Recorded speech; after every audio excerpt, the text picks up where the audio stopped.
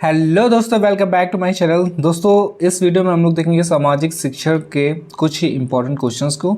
Video number 3 है ये, और इस पे हैं क्वेश्चंस 75 क्वेश्चंस हैं। ठीक है, काफ़ी इंपॉर्टेंट क्वेश्चंस है क्योंकि सूक्ष्म शिक्षण से रिलेटेड इस पर भी काफ़ी क्वेश्चंस पूछे गए हैं।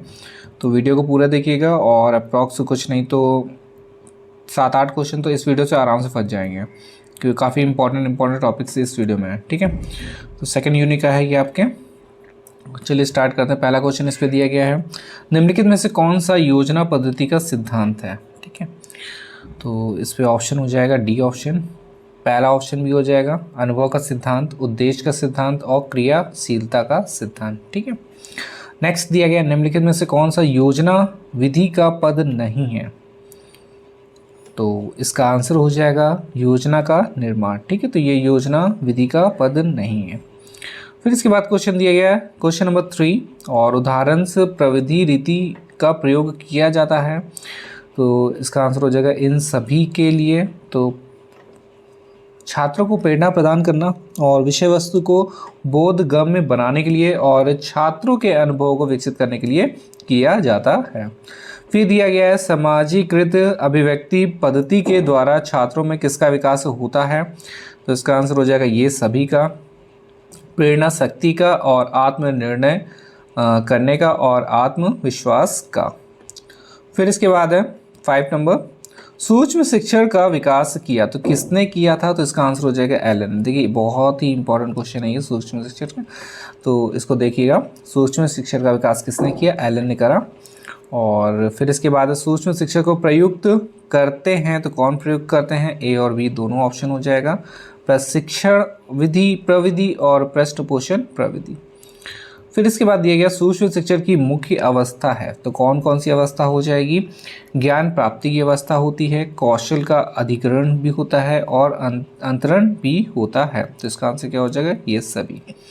फिर सूक्ष्म शिक्षण का उपयोग करते हैं तो किस पे उपयोग करते हैं, शिक्षा कौशल में उपयोग किया जाता है। और पृष्ठपोषण का मुख्य कार्य होता है तो कौन सा हो जाएगा, डी ऑप्शन हो जाएगा इसका, स्वक्रम और गति उत्पन्न करना और निर्णय नियंत्रण करना। ठीक है, पृष्ठपोषण लिखा है वो थोड़ा सा गलत हो गया, मतलब हट गया है वो। पृष्ठपोषण का मूल स्रोत है तो कौन सा स्रोत हो जाएगा, प्रशिक्षण हो जाएगा। और पृष्ठपोषण की अवधारणा है तो कैसी अवधारणा है, व्यवहार में परिवर्तन और मनुष्य मशीन के समान और कौशल में स्वामित्व। ठीक है, तो ये सभी अवधारणा हो जाएगी। और नेक्स्ट दिया गया सूक्ष्म शिक्षण का अर्थ क्या होता है या अर्थ होता है। तो इसका आंसर हो जाएगा लघु कक्षा, शिक्षण का कलांश लघु और पाठ्य वस्तु लघु। तो ये सभी आंसर सही हो जाएंगे इसके। और सूक्ष्म शिक्षण का उद्देश्य होता है, क्या उद्देश्य होता है, शिक्षण कौशलों का विकास करना। ठीक है, तो याद रखिएगा जो इसका उद्देश्य जो है वो क्या है कि शिक्षण कौशलों का विकास करना है। और नेक्स्ट है सूक्ष्म शिक्षण का उपयोग किया जाता है तो किस पे उपयोग किया जाता है, प्रशिक्षण संरचनाओं में किया जाता है इसका। और फिर इसके बाद दिया गया आगमन विधि में। अब देखिए आगमन विधि में पूछा गया है तो सामान्य से विशिष्ट हो जाएगा इसका आंसर, पहला वाला ऑप्शन सही है। आगमन विधि में क्या हो जाएगा, समान से विशिष्ट। और निगमन विधि में क्या हो जाएगा, विशिष्ट से समान। तो ध्यान दीजिएगा इसको। और फिर इस पे दिया गया कौन सी विधि छात्र केंद्रित नहीं है। तो इसका आंसर हो जाएगा सी ऑप्शन। अब देखिए इस वीडियो में मैंने क्या है, इंपॉर्टेंट जो फिजिकल साइंस वाला है ना उसमें मैंने डिफरेंस दिया गया है। ठीक है, तो उसको आप लोग देख लीजिएगा। इम्पॉर्टेंट जो नोट्स वाला एक वीडियो है तो उसका मैंने दिया गया है, दोनों में का डिफ्रेंशिएट, इस पर डिफ्रेंशिएशन मतलब कि डिफ़र करा गया है, इसको मैंने डिफरेंट करा है। तो देखिएगा उसको, काफ़ी इंपॉर्टेंट रहेगा आप लोगों के लिए भी। फिजिकल साइंस का इम्पॉर्टेंट नोट्स नंबर में भी शायद 6 से आप लोग एक बार देख लीजिएगा, 6, 7, 8 में ही है। तो उस पर ही काफ़ी इंपॉर्टेंट टॉपिक भी है, आगमन और निगमन विधि। और फिर इसके बाद क्वेश्चन नंबर 18 में दिया गया है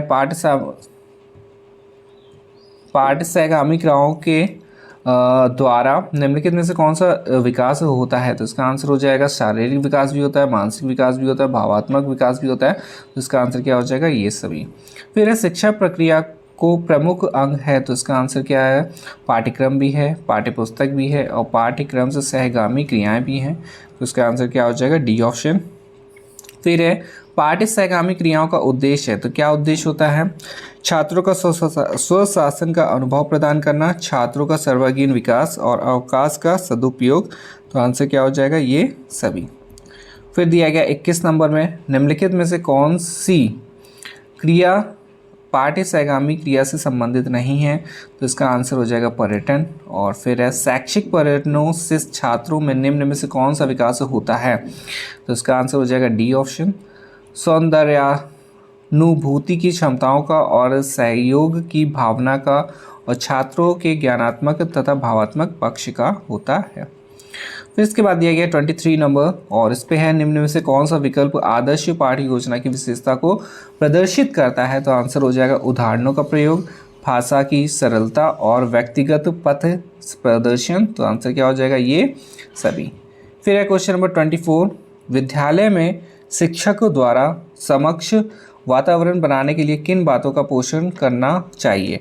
तो इसका आंसर हो जाएगा पहला ऑप्शन सामाजिक विविधता के प्रति सम्मान का, सेकंड ऑप्शन से बच्चों के अधिकारों और गरिमा के प्रति सहजता के भाव का, और सभी धर्मों के प्रति सहिष्णुता व आदर का भाव का। और इसका आंसर क्या हो जाएगा? D option. ठीक है, तो तीनों सही है इस पर। और फिर छात्रों में सृजनात्मकता का निर्माण करने के लिए क्या किया जाता है? छात्रों को प्रोजेक्ट कार्य देंगे। ठीक है। फिर है कक्षा में सामाजिक रूप से उपस्थित बच्चों के प्रोत्साहन के लिए आप क्या करेंगे? तो क्या करेंगे? डी ऑप्शन इसका है आंसर, समाज की बुराइयों को कम करने और एवं अच्छाइयों को प्रोत्साहित करने को कहेंगे। ठीक है। और फिर इसके बाद है क्वेश्चन नंबर 27, सामाजिक विज्ञान के अध्यापकों को छात्रों को देना चाहिए। तो क्या देना चाहिए?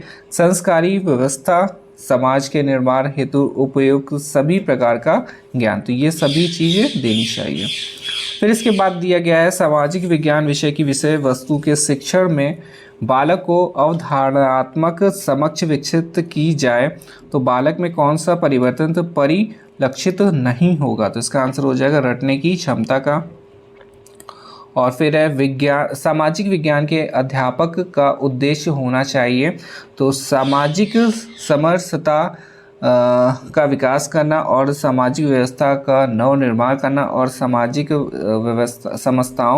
समस्याओं का समाधान ढूंढना। ठीक है, तो इसका आंसर क्या हो जाएगा? डी ऑप्शन सही है। फिर इसके बाद दिया गया सामाजिक अध्ययन से शिक्षण का मुख्य उद्देश्य छात्रों में निम्नलिखित भावना का विकास करना है।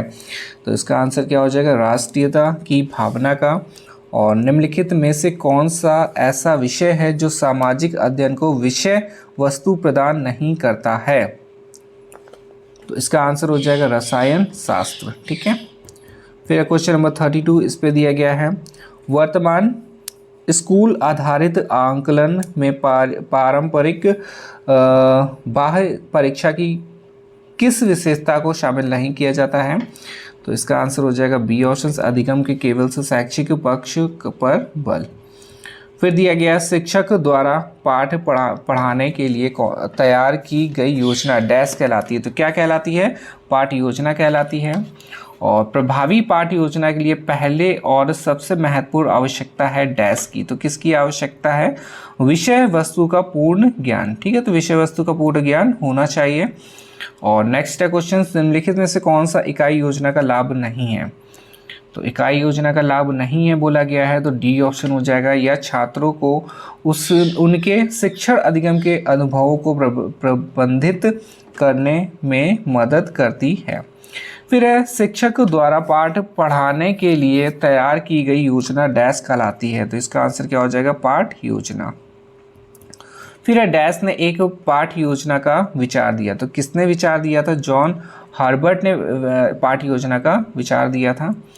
और फिर इसके बाद है एक प्रस्तावना कथन एक छात्र को एक नई अवधारणा को सीखने में कैसे मदद करता है?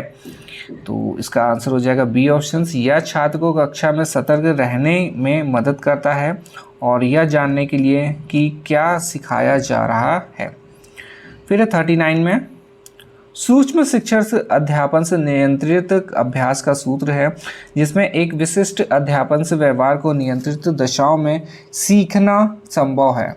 सूक्ष्म शिक्षण की यह परिभाषा किसने दी है? तो इसका आंसर हो जाएगा एलन और ईव ने दी है ये। और अध्यापक का सहमति में सिर हिलाना किस पुनर्बलन के अंतर्गत आता है? तो इसका आंसर हो जाएगा सकारात्मक अशाब्दिक पुनर्बलन। फिर दिया गया क्वेश्चन नंबर 41 और इस पे दिया गया है सूक्ष्म शिक्षण जो चक्र की अवधि है वो कितनी होती है? 36 मिनट होती है।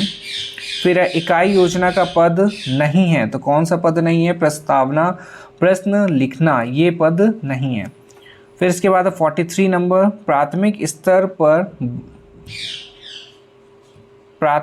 पर बच्चों की भाषा प्रयोग की क्षमता संबंधी रिकॉर्ड तैयार करने के उपरांत कौन सा कार्य सर्वाधिक महत्वपूर्ण है? तो कौन सा हो जाएगा? रिपोर्टिंग करना। और फिर नेक्स्ट क्वेश्चन दिया गया है 44 में, विद्यार्थियों की भाषाई कुशलता को बेहतर बनाने में सर्वाधिक सहायक है। तो क्या सहायक इस पे है? तो भाषा प्रयोगशाला और शिक्षण सहायक सामग्री है। तो इसका आंसर हो जाएगा ए, बी, सी तीनों हो जाएंगे। तो ए में दिया गया शैक्षिक कुशलता को प्रभावित करती है और प्रेरणा का कार्य करती है, प्रयोग करते हुए सीखने पर बल देती है। ठीक है, तो इसका आंसर क्या हो जाएगा? D option. और फिर दिया गया 46 में, शिक्षण सहायक सामग्री शिक्षण से अधिगम प्रक्रिया को प्रभावित करती है। तो इसका आंसर क्या हो जाएगा? सी ऑप्शन हो जाएगा। अनावश्यक प्रयोग पर और आवश्यकता अनुसार प्रयोग करने पर, तो दोनों ऑप्शन इसके सही हो जाएंगे। फिर इसके बाद क्वेश्चन है, प्राथमिक भाषा की कक्षा में कौन सी शिक्षण सहायक सामग्री सर्वाधिक प्रभावी है? तो इसका आंसर हो जाएगा चित्र एवं नमूने। और नेक्स्ट क्वेश्चन दिया गया 48 में, प्राथमिक स्तर पर शिक्षक द्वारा वर्णमाला पढ़ाने के लिए चित्र या नमूनों का प्रयोग करना तो क्या कहलाता है? क्या है इस पे दिया गया है? पहला ऑप्शन दिया गया ज्ञान को स्थायित्व प्रदान करने में सहायक है और भाषा सीखने में समृद्ध वातावरण का निर्माण करता है और शिक्षण में कुशलता आती है। और इसका आंसर क्या हो जाएगा? डी ऑप्शन, उपयुक्त सभी। फिर नेक्स्ट है, श्रवदृश्य साधनों के प्रयोग का तर्काधार इस पर आधारित नहीं करता है कि, इसका आंसर हो जाएगा बी ऑप्शन, इससे अधिगम से परिपक्व होता है। फिर नेक्स्ट दिया गया है, बच्चों की कल्पना शक्ति व सृजन क्षमता को विकसित करने में सहायक है। तो क्या सहायक है? प्लानर बोर्ड सहायक है। और नेक्स्ट दिया गया पाठचर्या सहगामी क्रिया जैसे गीत है, संवाद है, अंतराक्षरी है और भाषण है, वाद है आदि में डैश सहायक होते हैं। तो क्या सहायक होता है? ए ऑप्शन हो जाएगा, भाषा और साहित्य को समझने में। और पाठ योजना की आवश्यकता है तो किस पे आवश्यकता हो जाएगी? प्रस्तुतिकरण का क्रम है, पाठ्य वस्तु के तत्वों का है और शिक्षण क्रियाओं का स्वरूप है। तो आंसर क्या हो जाएगा? इसका डी ऑप्शन हो जाएगा। और प्राचीन पाठ योजना दी तो किसने प्राचीन पाठ योजना दी? तो हर्बर्ट ने दी थी। याद रखिएगा, इसको क्वेश्चन पूछा जा सकता है कि प्राचीन जो पाठ योजना थी किसने दी थी? हर्बर्ट ने दी है। फिर है मूल्यांकन पाठ योजना दी है तो इसका आंसर हो जाएगा ब्लूम ने। ठीक है, मूल्यांकन पाठ योजना किसने दी? ब्लूम ने दी। और फिर इसके बाद मूल्यांकन पाठ योजना के पद होते हैं तो कितने पद हैं? 3 पद होते हैं। और पाठ्य योजना का मुख्य पक्ष है तो पाठ्य जो योजना है उसका मुख्य पक्ष क्या हो जाएगा? अदा है, प्रदा है, प्रक्रिया है और उपयुक्त सभी है। ठीक है, सारे ऑप्शन इसके सही हो जाएंगे। और फिर दिया गया है पाठ्य योजना की मुख्य क्रियाएं हैं तो कौन कौन सी क्रियाएं हो जाएंगी? प्रस्तुतिकरण भी है, शिक्षण उद्देश्य भी है, मूल्यांकन भी है। तो प्रयुक्त सभी हो जाएगा इसका आंसर। फिर दिया गया है पाठ्य योजना के मुख्य तत्व हैं तो कौन कौन से तत्व हो जाएंगे? पाठ्य वस्तु के तत्व हो जाएंगे, विधि एवं प्रविधियां हो जाएंगी, सहायक सामग्रियां हो जाएंगी। तो इसका आंसर डी ऑप्शन हो जाएगा। फिर है पाठ्य योजना में प्रस्तुतिकरण को महत्व देते हैं तो कौन महत्व देते हैं? हर्बर्ट पाठ्य योजना महत्व देते हैं। और पाठ्य योजना उद्देश्य केंद्रित होती है तो किसका आंसर क्या हो जाएगा? दोनों में ही, परिषद पाठ्य योजना में और ब्लूम पाठ्य योजना में सहायक होती है या केंद्रित होती है। फिर इसके बाद दिया गया है पाठ्य योजना में प्रयुक्त करते हैं तो कौन प्रयुक्त करते हैं? शिक्षा के लक्ष्य, विशिष्ट उद्देश्य और शिक्षा के ध्येय। तो तीनों ऑप्शन इसके सही है, डी ऑप्शन करेक्ट। और प्राचीन पाठ्य योजना दी थी तो अभी ये क्वेश्चन कर चुके हैं, हर्बर्ट ने दी थी। फिर इसके बाद दिया गया पाठ्य योजना की मुख्य क्रियाएं हैं तो कौन कौन सी क्रियाएं हो जाएंगी? पहला ऑप्शन दिया गया प्रस्तुतिकरण, दूसरा ऑप्शन है शिक्षण उद्देश्य और तीसरा ऑप्शन है मूल्यांकन। ठीक है, तो इसका आंसर क्या हो जाएगा, डी ऑप्शन। और पाठ्य योजना का मुख्य तत्व है, तत्व बताना है इस पे, तो पाठ्य वस्तु के तत्व हैं विधि एवं प्रविधियां और सहायक सामग्री, तो ये तीनों सही ऑप्शन हो जाएंगे।